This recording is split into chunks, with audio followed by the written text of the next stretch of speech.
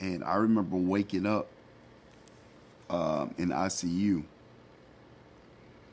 uh, and I remember talking to a nurse, and the nurse eventually told me, what day do you think it is?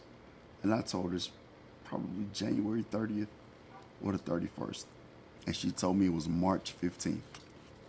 So I had been in the hospital on the ventilator for like almost 2 months. And so I didn't believe her at first when she told me it was March 15th, but it was a lot of other stuff that was actually going on that I'll tell you about later. As far as me being on the ventilator, as far as me being out, and them shaving off my beard. My beard is just now growing back. I had a world class beard, like all the way down to here, and my wife gave them permission to cut it off. And I had a trach in my throat. I was on a ventilator for 2 months, and I would come in and out of. I think they put me in an induced coma, and I would come in and out of it, fighting, trying to pull the ventilator out, and it was a mess. So I ended up being in the hospital in the ICU to probably about mid or the end of March, and I ended up leaving that hospital, going to a respiratory rehab where they were focusing on taking the track out and hey, getting me better.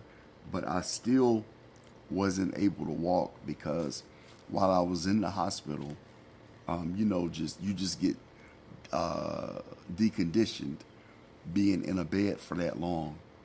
And so I'm still going through rehab now to learn how to stand and walk because during the time that I was in the hospital, I developed pressure sores on the heels of my feet.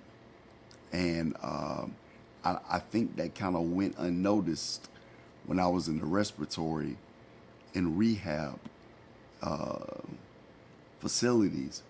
And it ended up where my foot ended up getting infected on the heel and the big toe because of the pressure ulcers.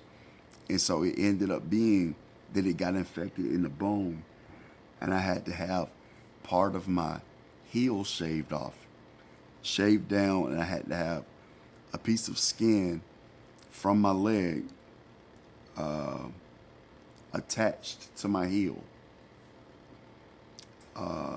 as a skin graft to cover the bone and the tendons. And I actually had a big toe. The bone of the big toe was infected as well, and I actually had to have my heel shaved down and my big toe amputated because it had got infected and it was spreading. So I don't have a big toe on my left foot anymore, or I don't have a heel. I have it shredded. Have it shaved down. And so I'm in a cast right now. And so for the last, I guess about 2 or 3 months now, I've been in a cast that I've been going to the doctor every 2 weeks, and they check the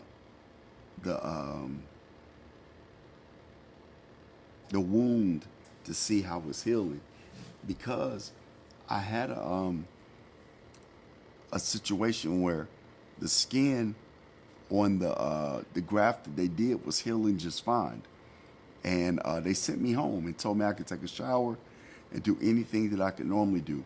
But my wife noticed one day that she was cleaning the wound that it was a hole beginning to appear in the foot when I was, I guess, putting pressure on it and walking.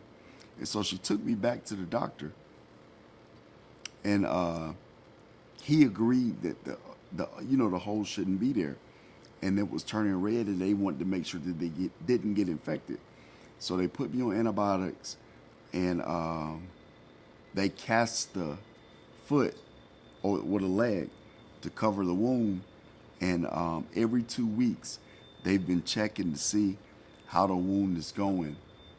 And the cast on my leg has kind of been preventing me from doing the physical therapy that I need to walk. So I walk on a walker, but it's not like it should be because I'm in a cast. But like I say, every 2 weeks they saw the cast off, checked the wound, and recast it. And so I'm probably gonna have to do that for at least, the doctor said, another maybe 2 or 3 months.